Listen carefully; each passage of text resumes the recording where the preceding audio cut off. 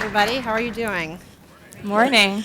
Great. Thank you so much, Jennifer from the Terra Foundation, and thank you so much to the Chicago Humanities Festival for hosting this conversation. It's been one of my deepest fantasies to be able to be on the stage with Shannon Jackson, so I'm out. It's like, no, but really, it's really Back such a at thrill. This is really thrilling.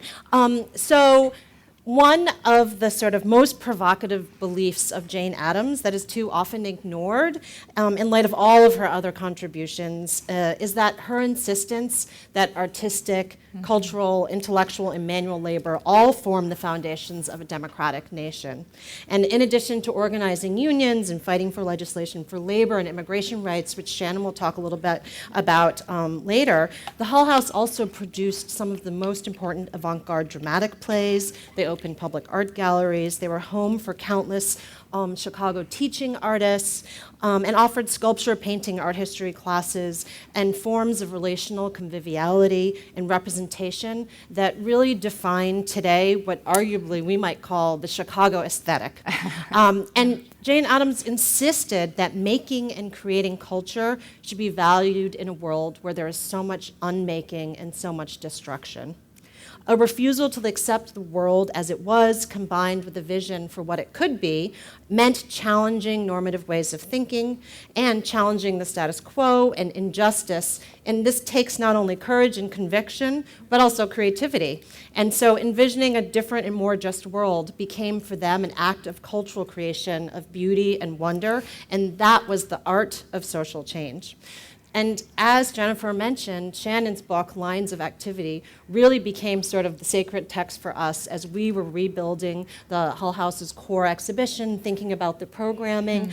And so how we're going to arrange this conversation is Shannon is going to kick it off and talk a little bit about the history and really the sort of the moments of Hull-House activity that we both think relate so much to contemporary art practice and what it means to actually create a participatory democracy. I'm going to sort of then pick up 3 small points from her talks that I want to go into a little bit more depth with and share some artifacts from the museum that later on, hopefully, that you will go to the museum and see and we can talk a little bit about. And then we're really going to also spend some time talking about the contemporary art landscape and thinking about how is it that we can't really understand what's happening in art today without a true, full understanding of what the Hull-House accomplished. Okay? Okay. Cool. Wonderful. Great. Okay. Thank you, Lisa. It is a fantasy of mine to be here, to be on the same stage with Lisa, who I think is such an incredible embodiment of what the public humanities can be. So only appropriate to have her welcomed and feted here at the Chicago Humanities Festival. And I used to live in Chicago. I was writing this book at Northwestern as a grad student. And then all of the amazing things that Lisa did with the Hull-House Museum happened after I left. And it's really, I think, has become such a model of community engagement, really by recalling what the settlement house was. So I know we probably have a number of Hull-House aficionados here, but just to make sure that we are on shared ground, I thought I'd go through a few sort of touch points, some basic history so we can get to deeper issues. There she is. There's her compatriot, Ellen Gates Starr, who many of you know were the 2 friends who founded the Hull-House settlement in an abandoned mansion on Halsted Street. And we also know, as Lisa said, a whole variety of other settlers, many of them women, became female leaders in a variety of fields. Alice Hamilton in public health, Florence Kelley in labor relations, Julia Lathrop, founder of the Children's Bureau, all getting their start in the everyday life of the settlement movement. And of course, there were many others, some who are less famous, and it should be very much understood that when we're talking about Jane Addams and her philosophy, we're also talking about a philosophy shared and enacted by a wider group of people, all of whom commit to living and playing and serving in this neighborhood where we sit right now. Why is it? Okay. Remember also that it's about settling really meant settling. It meant deciding to move your household into a new place, to decide that your service work and your everyday life would be integrated.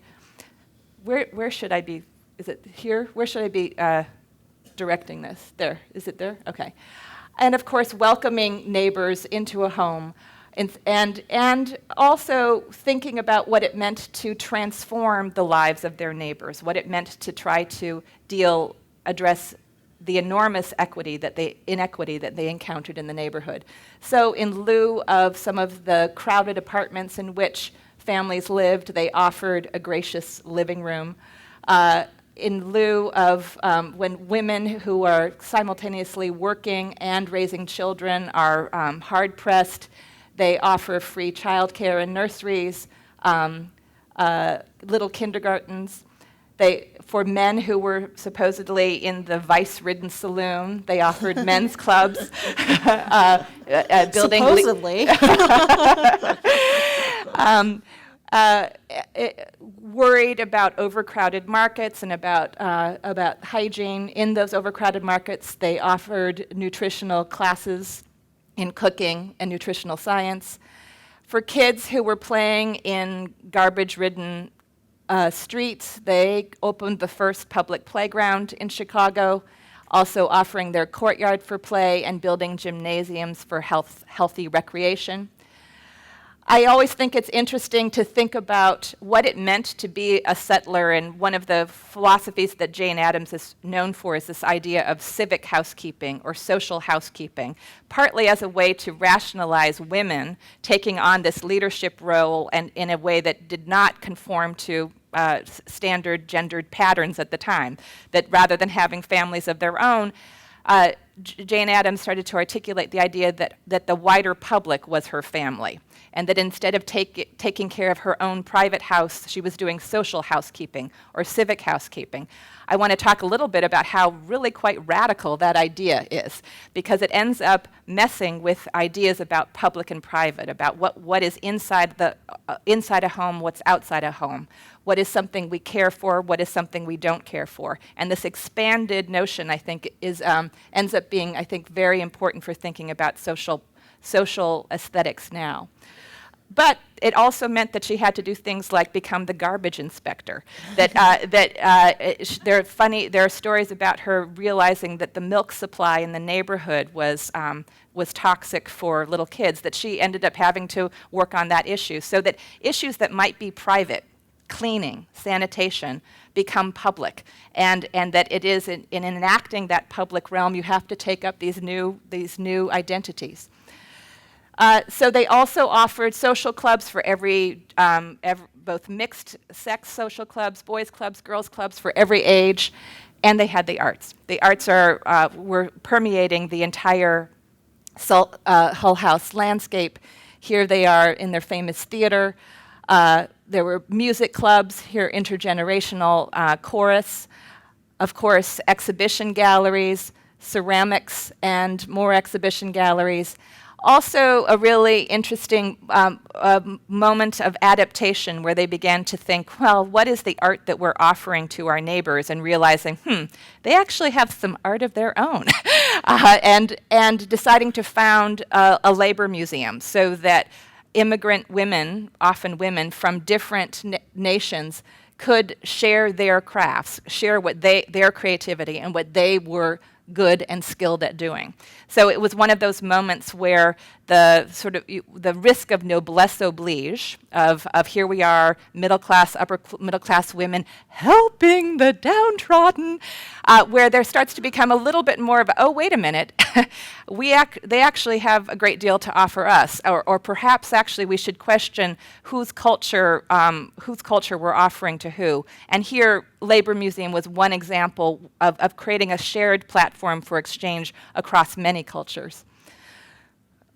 There's jokes behind that one. Of course, Hull-House grew and built more and more into what, I don't know if you can see, the original Hull-House mansion in the lower right-hand corner, but this just gives you a visual of how expanded it ended up becoming once they begin to commit infrastructurally to the social needs of the neighborhood and begin expanding more.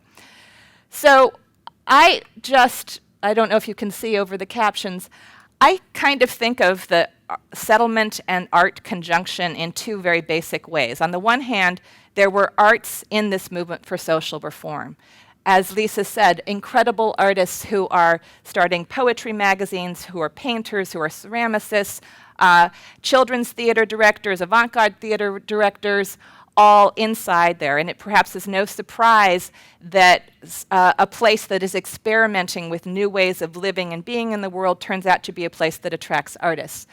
But I think more importantly, if you think of it, looking at 1B, 1C, and 1D, why the arts in a movement for social reform? And there I think it's important to think about how much they began to recognize the importance of play, the importance of group collaboration in this project for shared democracy, and how much the arts provided an arena for creative expression, for human connection.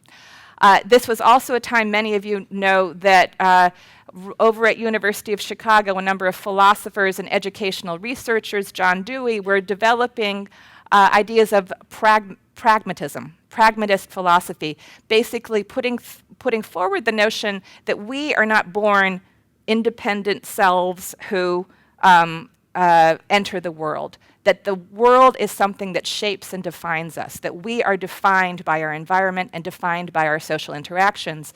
And John Dewey, in his all of his important work on education, all of his important work on the role of the arts in education, put forward the idea that the arts become a way of creating vital, vibrant educational spheres for those social selves, those future citizens, to create an experiment and form themselves. Or as Jane Addams once called it, the charm of human form in active learning. It becomes a central part of why the arts are so important to the settlement reform movement.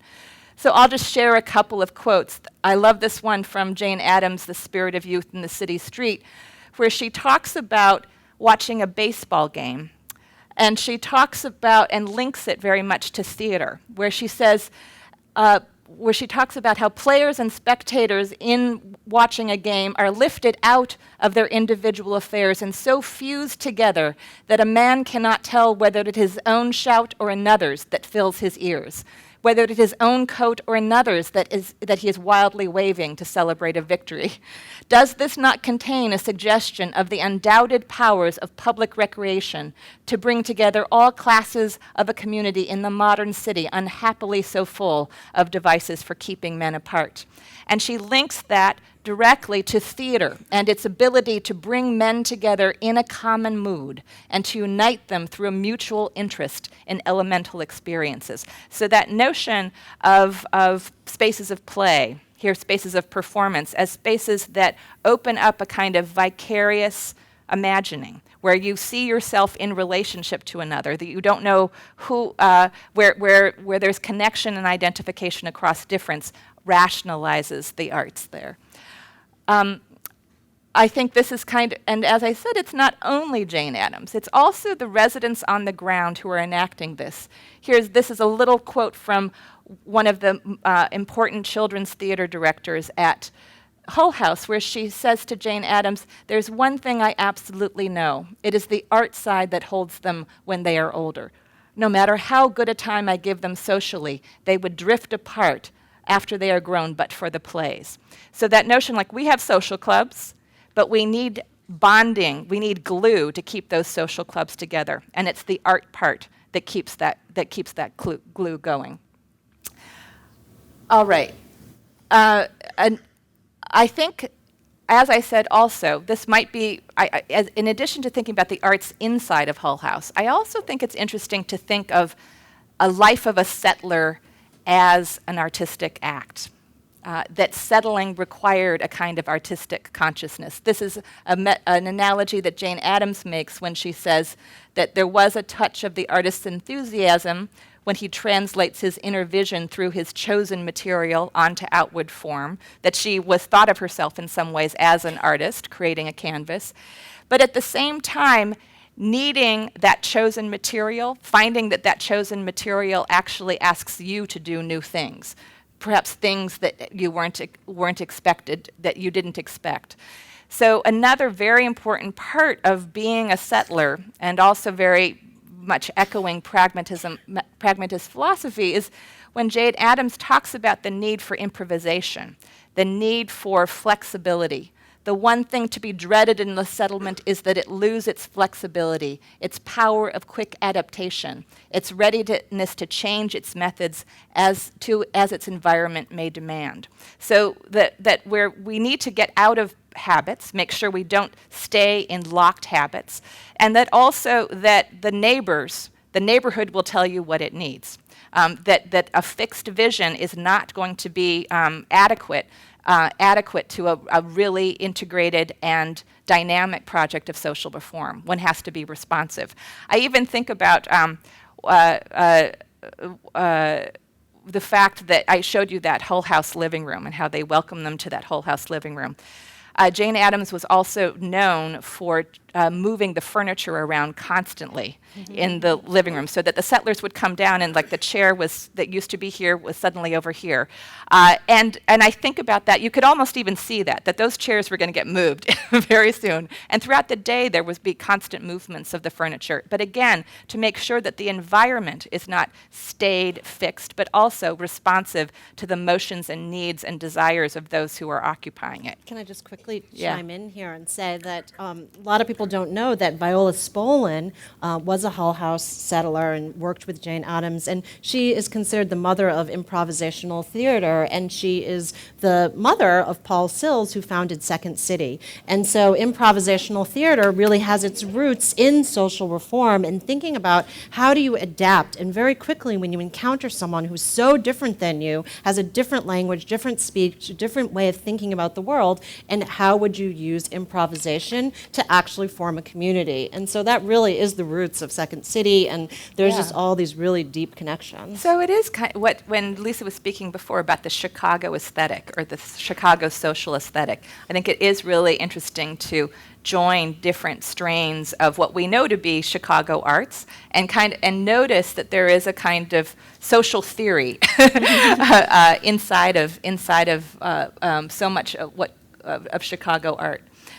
So I won't linger too much longer, but I also think it's kind of interesting to realize that as the settlement movement expanded and as they began confronting issues of immigration, juvenile delinquency, and the juvenile justice issues, about what it was to care for children healthfully, public education, housing, they began to realize, there's only so much we can do neighbor to neighbor. Only so much we can do in our one-on-one social interaction. And they became more and more involved in what could be called systemic reform, right? So that as much as this was rooted in individual interaction, they began to think more and more about how to adjust systems. Think about being a garbage inspector, that you have to sort of widen the scale of your effort. And I think it's interesting, too, now in anticipating how we think about contemporary art in Chicago now, that she began to think of this government interaction that she started to do also, to me, in an aesthetic way, in a creative way. Here at one point, I just underlined one part that seems useful to me when she's talking about citizens not being sure that they want to engage in government, or should it be local, should it be federal, what should it be? And she says, we forget that politics are largely a matter of adjusted human relations through any unit of government which best serves the purpose.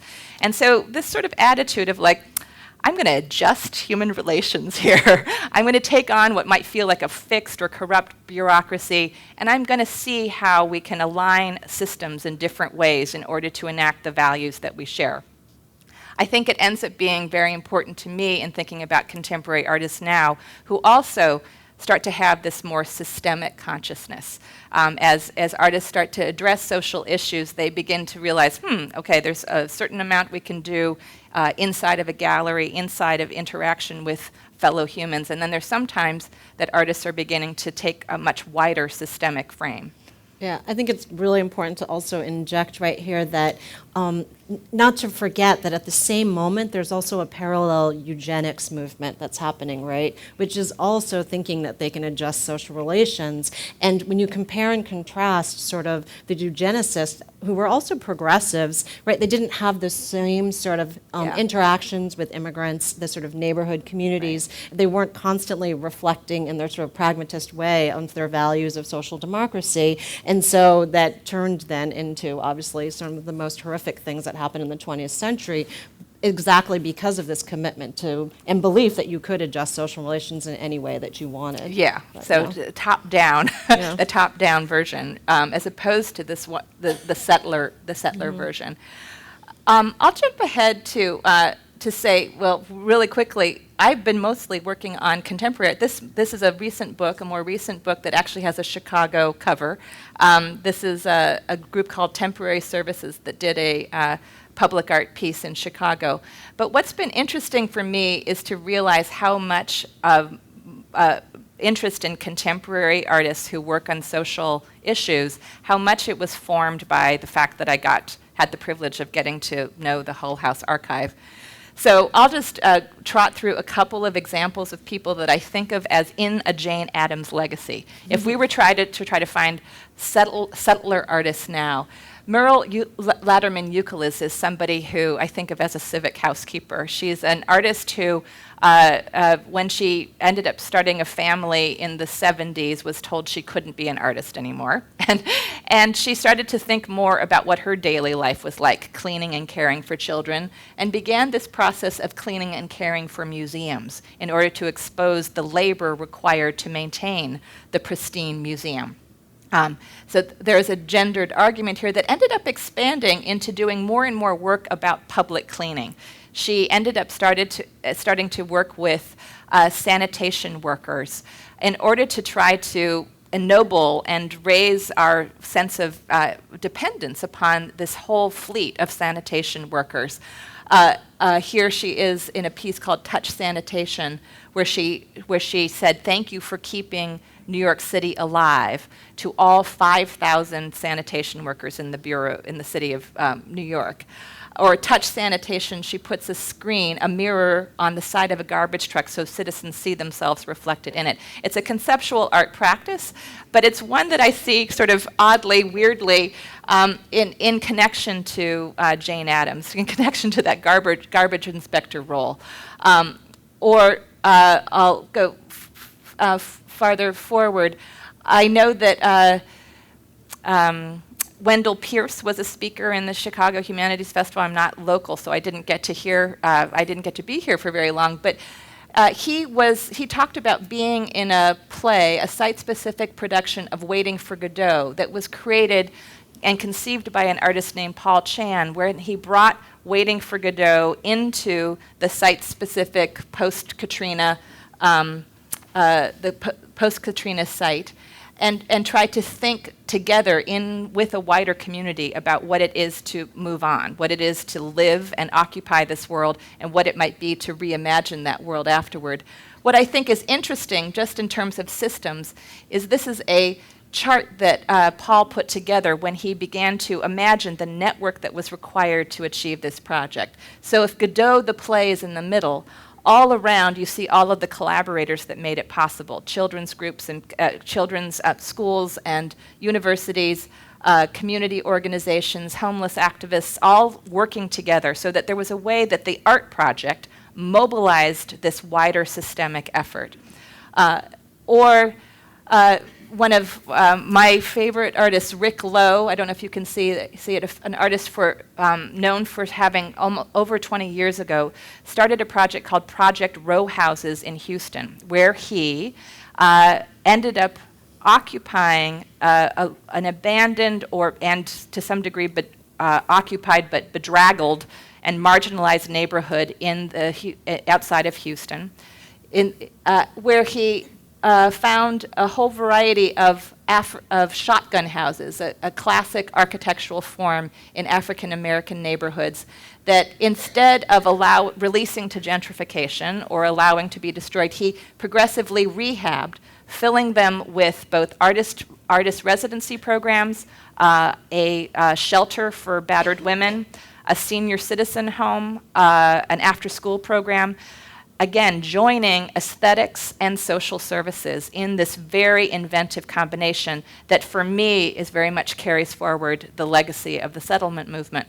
What's very interesting to me is thinking about how Rick starts to become more and more famous as an artist and decides not to leave Houston and decides to really say, you know, what if I actually just settle in Houston? What if I decide to build here? Rather than think I have to go to New York or LA or whatever I do to be an artist, what if I build here in this neighborhood? And so to me, again, there's something about the settler ethic of saying, my social work will be something, it's not going to be something I do on the weekends, it's not going to be something that I do once a year for Habitat for Humanity. It's going to be something I live and breathe in my daily life. And that became a huge part of his art project. Again, that sort of notion that settlement life is an artistic act. A local boy, who many of you may know, who's so very influenced by Rick Lowe's precedents is Theaster Gates, who is another artist who has had his own reflections about staying versus leaving, and as you likely know, decided to stay in the Dorchester neighborhood of Chicago, building and progressively rehabbing a variety of spaces in his neighborhood, working with neighbors at different points in order to found his own library, his own cinematic space, his own he's a ceramicist as well. So in many ways, he's carrying forward, reworking. This is a 21st century moment, a different economy going on at the moment, but you could see him also reworking the legacies of this Chicago aesthetic. So maybe I'll stop there. I have more I can always show, but maybe we could hear a bit more of your contemporary thoughts and connections. Sure. How many? Just probably about 6 more, yeah. Okay. All right. Okay, good. And I'm going to pick up a little bit on what Shannon was talking about, because I think one of the really critical things that Hull-House did was, as many people know, really pushed for labor reform and legislation. And they had this motto that moved the 8-hour workday forward, which was 8 hours for work, 8 hours for rest, and 8 hours for what you will, or this notion for leisure, recreation, and rest. And so much today we think of art actually in the sort of leisure and sort of rest and what you will part. But for the Hull-House, it was really seen as labor and as a form of social sort of relations. And I wanted to sort of tell you a little bit about Ellen Swallows Richards, who is a home economist, and she worked very closely with Jane Addams. She was the first woman to have a lab at MIT, and one of the things that she did was she created the sort of calorie charts for this book by Edward Atkinson that you can go to and see at the Hull-House Museum on the library shelves.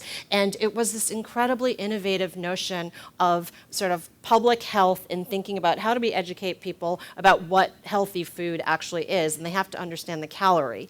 And this is really one of my favorite artifacts ever. When you look at this sort of highlighted pink section, Ellen Swallows Richards says, the modern standard then of good health is energy, power to do work. And then she sort of slyly inserts, and by work we mean thinking, inventing, painting, writing, just as much as swinging a sledgehammer, And this sort of very important and sort of subtle recognition that art itself is also a form of labor is, I think, a really critical insight that a lot of contemporary artists are sort of pushing for. And we're going to talk a little bit later about groups that are rethinking this sort of artistic economy and what it means to actually pay artists for their work and what we would have to do and what we would have to change in our economic structures in order for artists to be recognized in that way. And then the other thing I just wanted to pick up on was this beautiful section of Shannon's book where she talks about sort of the importance of good taste and what that means. And today, the notion of good taste is still so much inflected with a sort of elitist notion of like you're either born with it or you have sort of the privilege of it because of good upbringing or education. And actually, it's really noted that when Jane Addams and Ellen Gates Starr and others first came into the Hull-House neighborhood, they did have a very elitist notion of what good taste was. They sort of said, Shakespeare is great, and we want everybody to be able to read Shakespeare. You know, we love sort of George Eliot, we love European Renaissance paintings, and, you know, they exposed the Irish neighbors and the sort of Italian neighbors to everything, and very quickly they realized that they had a very limited notion of what taste was. And in Shannon's book, she sort of brings up this lovely letter that Ellen Gates Starr writes home to her family, where and it's the first dinner that she has with the de Guido family, the Italian family on Taylor Street. And she writes, "We offered to buy this stuff for us, cheese, meat, tomatoes, etc., of which we learned that the gravy is made. Gravy. They cook the macaroni in enormous quantities of boiling water and then take it out and pour the gravy over it. The gravy is an important thing. I thought it would never be done. She boiled the meat till it was hard as rock together with onions. She was much disgusted that we hadn't garlic." This is their first bowl of spaghetti bolognese, right? And this, you know, it's like a small metaphor, but when you look at what the Hull-House reformers, as they settled, were eating, their sort of boiled potatoes and meat quickly gave way to bowls of pasta bolognese, the Greek coffee that Jane Addams had every morning across the street in Halsted Street. You know, this sort of, and you can see in the ledgers that their taste really changed, and this is the same thing that happened with their taste in art. And you see that all of a sudden that they were reading Irish poetry, and that the classes, in the art classes changed when the Mexican migration happened in the 20s and 30s. All of a sudden that they were learning from the Mexican migrants all the new glazing techniques, new pottery techniques, and the art forms also really changed. And I just want to quickly point out the example of one of the Hull-House artists named Morris Topczewski, who was a Polish Jewish artist who came over to the United States, and his skill was really in making these expressionist wood cut blocks that like he had learned, and that was his aesthetic.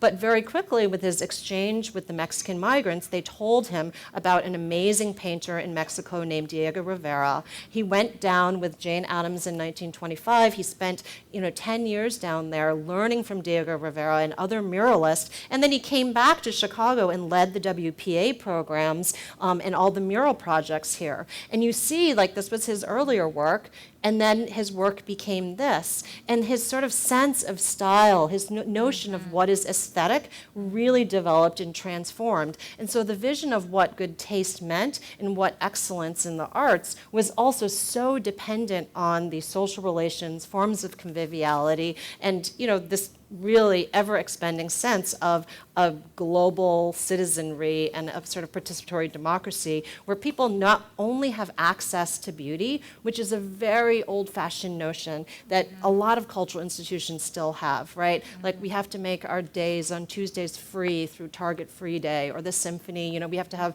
really inexpensive tickets. But for Jane Addams and the other reformers, they realized that it wasn't access to beauty that was actually the importance in democracy.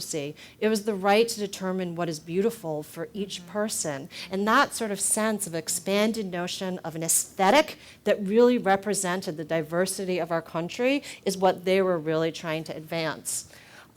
It's another one of his murals. And then this is just a little comic relief because I think it's really critical. Shannon did this, and I love it because everyone wants to talk about Jane Addams, and she was an extraordinary person. We can never talk about her enough. But the reality is, one of the reasons why she was so extraordinary is that she actually created an ecosystem and a sort of ecology for people to thrive. And I just want to really quickly tell you about Jessie Luthor, who was a young woman who came to run the Hull-House Labor Museum.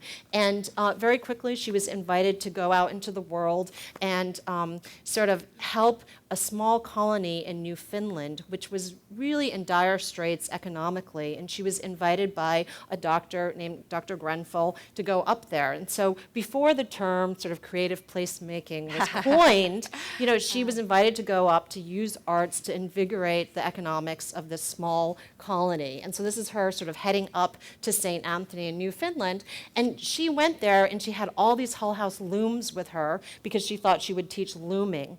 But the women who lived in these fishing villages, they hated looming, they didn't understand it at all, and they were actually rug hookers. And so she adapted her practice, so she adapted her practice, and what she did was she brought what she knew, which was sort of materials and a sort of certain kind of craft, and she worked with the local indigenous population there to create these beautiful Grenfell sort of rugs, which are so wonderful, that depict the sort of everyday scenes of life. And they were so special because they were made out of the silk stockings of the McCormicks and other people in Chicago. She sent back letters to say, please send all your runny silk stockings and we'll dye them and turn them into rugs, And so, but it's another great lesson, which you were talking about, for contemporary practice, where she had a very strong practice. She thought she knew what the community wanted, but really when she went up there, she had to adapt and change, use her sort of sense of creativity and what she was trying to accomplish. And the sort of creative placemaking that happened was the economics of that neighborhood really were invigorated, but not necessarily in the way that Dr. Grenfell thought. Because what happened was the women actually started to generate so much money that they didn't need to get married anymore, that they actually had their own forms of independence. And Grenfell Colony became this incredible sort of feminist utopia, which was also an unexpected and, I think, a wonderful result of this. I actually see a sign that sort of says that we're going to move. Is it now that we're moving to sort of questions? Or I can see this. Yes? Okay. Soon. Okay, great. Okay, I just want to talk about then a Yeah. contemporary thing, Yeah. which is, there is this contemporary movement now that I want to share with you, which is called WAGE. And this is the WAGE Manifesto. And it's the workers and artists in the greater economy. And, what they are really talking about is how artists are really the most exploited sort of workforce that we have in society now. They did a survey and showed that, all of the artists in the Whitney Biennial, one of the most important sort of art biennials, none of them are paid any money for their artwork. Their sort of artists are treated as speculators that sort of, if you come into our space, it's a privilege to show your work, and, actually maybe you'll make it big, and this is really a great honorific. Often they're asked to ship their own stuff at their own expense, ship their work over at their own expense, because this is such a privilege. No, it is. And it's one of those sort of hidden sort of economies that we really don't talk about. And, I love the last thing of the WAGE Manifesto, which is wage demands payment for making the world more interesting. But, it really, I feel like when I see their language, it so much harkens back to the sort of Hull-House sort of true acknowledgement and understanding that this is a form of work. And we can't separate artistic and creative labor from manual labor, because all sorts of things happen, including the division between arts and crafts and other kinds of nefarious separations. Yeah.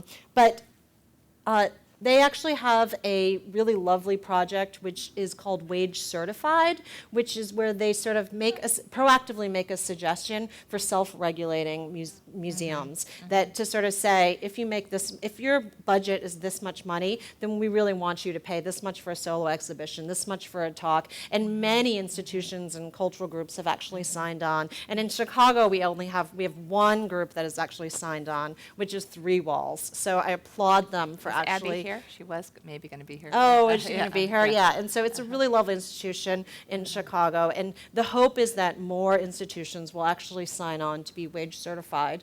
And anyways, I don't want to go through. I think of this, too, as you could say that Lee's and some of the others who founded WAGE, talk about how if this was another kind of industry, there would be some regulation. There would be other, regulation about what, say, a minimum wage would be, et cetera.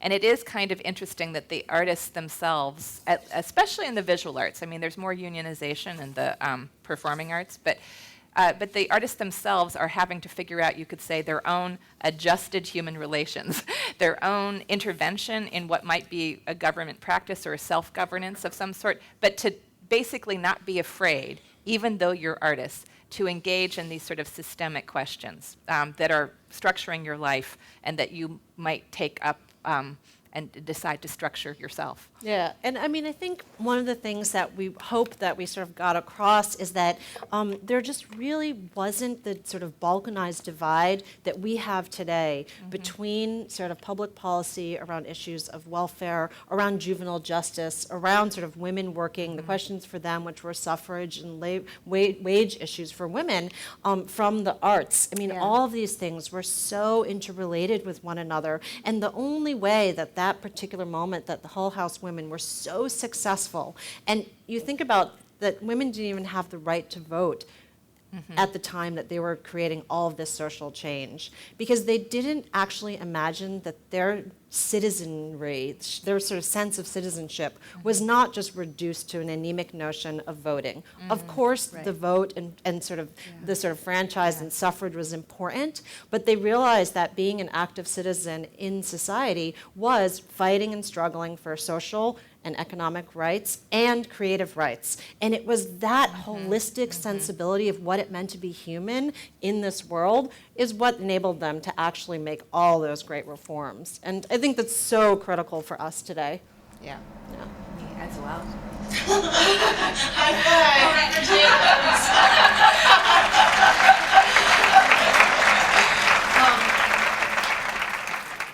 So I think we're going to open it up to Q&A, and people should ask us about anything because we love this stuff so much. How are we doing Q&A? Is there a mic?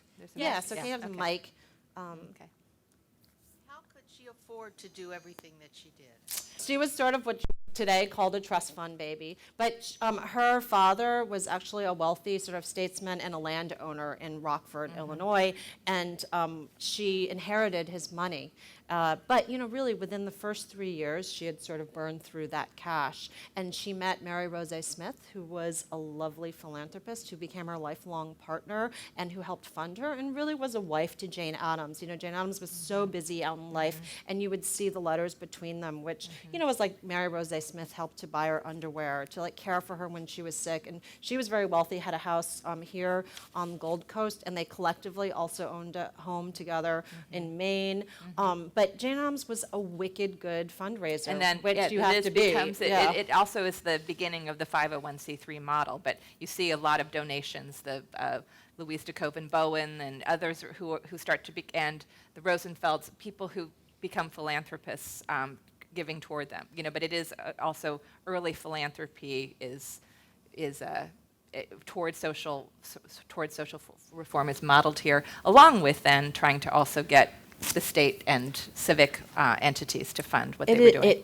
But the really critical thing is, and I think this is a great book for anybody who wants to write a book, to look at that group of social philanthropists who really understood that in order to really create the change that they wanted, ultimately this was about giving up their own privilege, right? That they were funding to create a world in which they would no longer have the things that they had, right? And so it wasn't sort of a sense of noblesse oblige, like you mentioned. That was a deep recognition of the inequities of capitalism, what was happening, and that they really wanted to change that. And that vision of social justice was how they accepted their money too. I mean, she was very discerning in what kind of money that they accepted, who became part of the circle, and every single immigrant who actually came and participated, they actually didn't give away anything for free. The arts classes were also a nickel or 15 cents. They wanted everyone to feel like they were stakeholders and participating in building the settlement. Yeah. One other point is just also to say that Jane Addams and many of the settlers really felt themselves to be, to some degree, burdened by their privilege or anemic, but from their that there was a certain way that the protection from an active life was something that they began to feel was making them sick mentally and sometimes physically. Literally, and that this was actually, again, so much not noblesse oblige, but helping me be a healthy person in the world. Yeah, and there's this her most famous essay is about the subjective and objective necessity of settlements. And what that term encapsulates is a sense that there's an objective need for the world to be transformed. You see the poverty out there, you see the injustice, but the subjective need was that it was a self-transformation, that she knew that her life needed to be as transformed as the people that she was purporting to help, and that's why it became a sort of reciprocal relationship of trust, of honesty, of really building this world together. I'm looking at you, but I don't think I have the authority There to was point, a- because it's I a- think someone has okay, a there we go. mic. Thank you. Okay, is it on? Yeah. Thank you. Could you go back one of the slides where the picture, you call it Newfoundland? Yeah. You mean Newfoundland or Newfoundland? Those two slides that you just Yeah, had. I'm going to go back. Oh, you want to see the rug or? Keep going. There were two slides. Just that slide and the next one. Then you choose. I thought you pronounced it Newfoundland. Was it Newfoundland you're talking about? Or Okay. or is there- Am I saying it wrong? Yeah, that looks like Newfoundland. Newfoundland. Like Newfoundland. Foundland. Yeah. And what was? Thank you. And what year was this roughly happening? That's my last part. In the 1920s and 30s. Yes. Newfoundland. Yeah. Did Jane Addams feel that she was doing something that the government ought to be doing, but she was filling a gap, or did she feel like that this kind of quasi-public-private partnership was better than having a government?